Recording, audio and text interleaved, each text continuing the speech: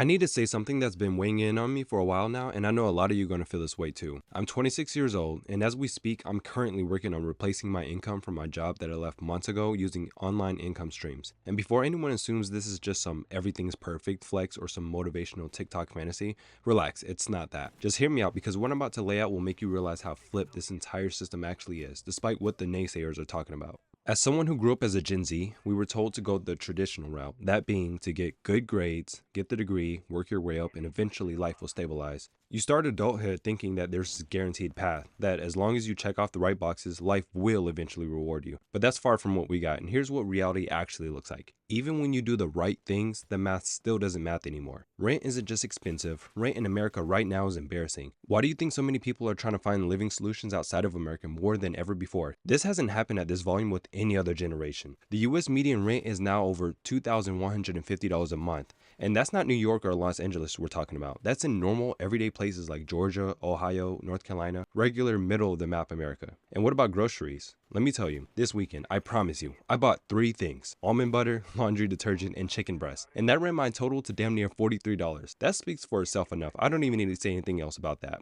It wasn't even like this 6 years ago, let alone when we were growing up. And you can't say it's because people aren't eating healthier, because that was a famous cop-out people would cling to at some point. Things just cost more, let's be real. And don't even get me started on housing. In one of my previous videos right here, go check it out by the way, I was discussing why renting is a more viable solution in these current times with this economy than buying right now. And the pushback was hilarious to say the least. One, it really showed me how much people don't watch a video fully out before leaving their take in the comments, because some of the comments wouldn't have existed if that wasn't the case. And two, I found it interesting that anyone that's ever been involved with the actual buying process or who has literally had a property themselves had agreed with me more than anything. More than the random accounts with the whole, but equity bro argument. Like there's so much more I have to say about that, but I'll make a video about that coming soon, so you guys stay tuned. But if you're one of those people with that stance, in this point in time in history with this American economy, considering what your average Gen Z's financial situation looks like, tell me how the hell the average Gen Z is going to begin the journey of gaining equity with an overpriced property they probably won't even get approved for in the first place.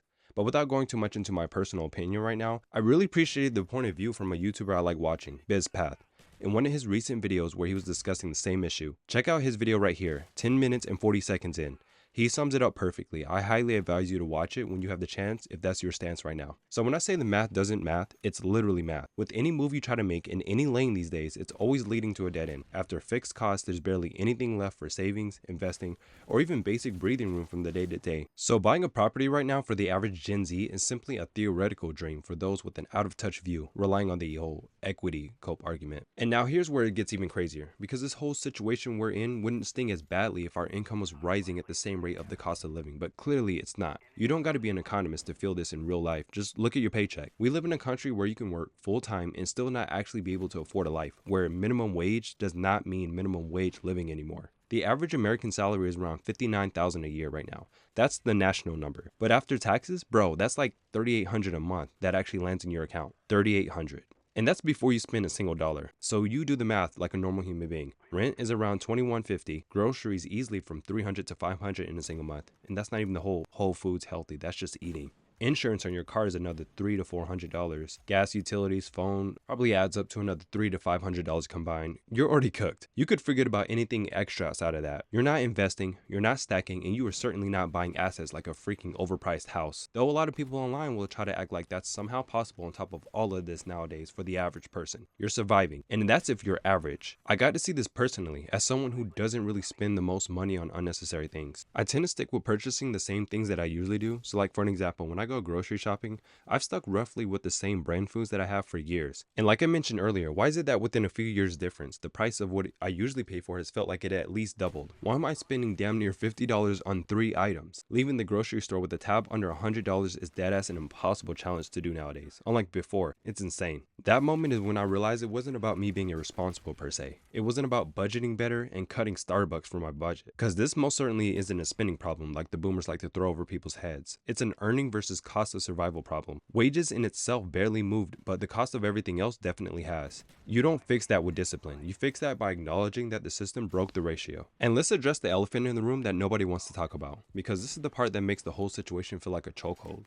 Even if you do everything right, even if you go to school, even if you try to get into a stable field, the starting rungs of the ladder are disappearing.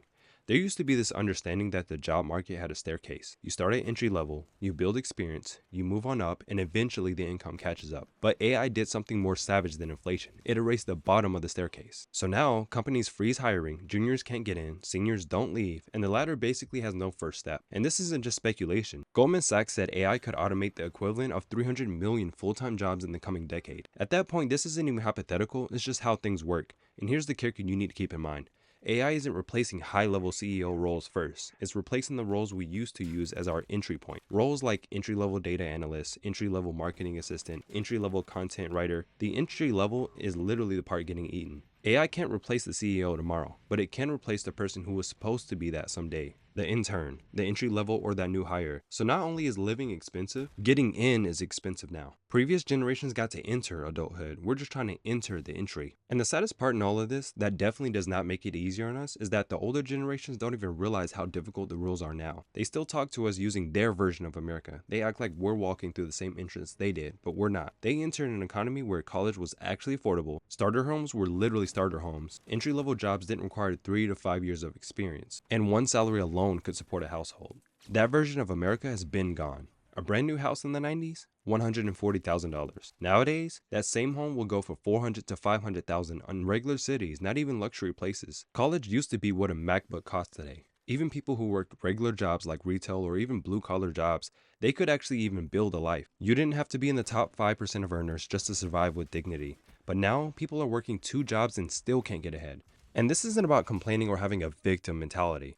This is just sad. Sad that we missed that era. And the older generation will keep saying, just work hard and you'll get there. But no one wants to acknowledge that the there has moved. And honestly, the moment it fully clicked for me wasn't even groceries. It was when I actually sat down and ran the numbers on buying a home. Not the fantasy version, not the real estate TikTok advice version. I mean literally opening Zillow, looking at actual listings, plugging in down payments, mortgage calculators, interest rates, taxes, the whole thing. Because when you see the real numbers, not theory, it's depressing. When I was looking myself, I went, okay, this house is $400,000. 20% down payment to avoid PMI is $80K. Mortgage is about $2,800 a month. Property taxes another $300 to $500. And insurance is around another $200. And then you suddenly realize this isn't building wealth. This is poverty with paperwork. You start thinking, so I need to somehow save $80,000 just to qualify, then pay more per month than rent, then keep paying property tax forever, just to maybe have equity someday? With the average Gen Z making roughly $30,000 a year, you see right out the bat how this equation doesn't add up. Leave it up to the equity bros in the comments though. They're gonna swear up and down that getting a house right now is the solid move because equity, bro. Like, yeah, right. It's very clearly not a practical solution, and that's what we like to focus on here. So that's when it hit me. They didn't pass us down a dream, and if this is what doing everything right looks like, then clearly the old rulebook doesn't translate in real time anymore. And here's the thing a lot of people don't realize because they're too busy comparing themselves to strangers online. Just because you're struggling in this economy doesn't mean you're doing life wrong. We were raised under a completely different set of assumptions and then thrown into a totally different environment. So if you've ever sat comparing your situation to where you thought you may have been by now, or if you've ever felt embarrassed that you're not further along, or if you've ever been hit with that quiet shame like, why does it always feel like I'm trying to catch up? Just understand something.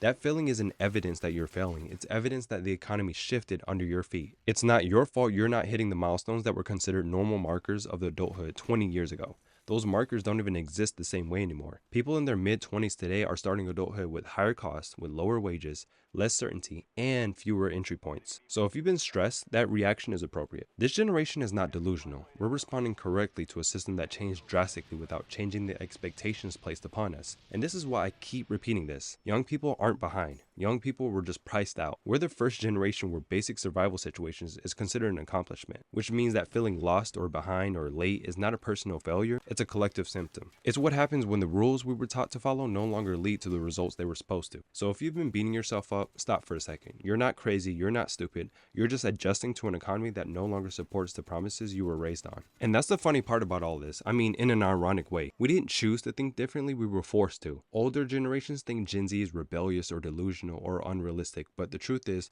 we're the first generation who literally can't afford to lie to ourselves. We grew up watching the system break in real time, so obviously we're going to approach adulthood differently. And that's why so many Gen Z people are thinking out loud. Okay, if the old formula doesn't work, what does? Not out of of entitlement, out of survival. We're not saying the old way is bad, we're saying the old way doesn't apply. We grew up on the internet, so we understand leverage differently. We understand scale and value differently. We don't see money as hours for dollars. We see it as systems, digital presence, and leverage. That's why so many of us are pivoting to online income, digital skills, content, and AI tools. Not because we're trying to be influencers or get rich quick people, but because these are the only lanes that haven't been locked behind gatekeepers yet. The traditional college path clearly isn't going to suit most of us anymore, and it shows. And look, I'm not sitting here saying I have everything figured out. I'm not trying to sit here acting like I cracked the entire code forever and for everybody. All I'm saying is this. I refuse to measure myself by standards that were built for a completely different economy than the one we're living in. That's literally why I started this 90-day challenge to replace my job income using online income streams. Not because it's trendy, and most certainly not because I'm bored, but because I'm not wanting another 5 years of the old path to start working again, when every piece of evidence says it won't.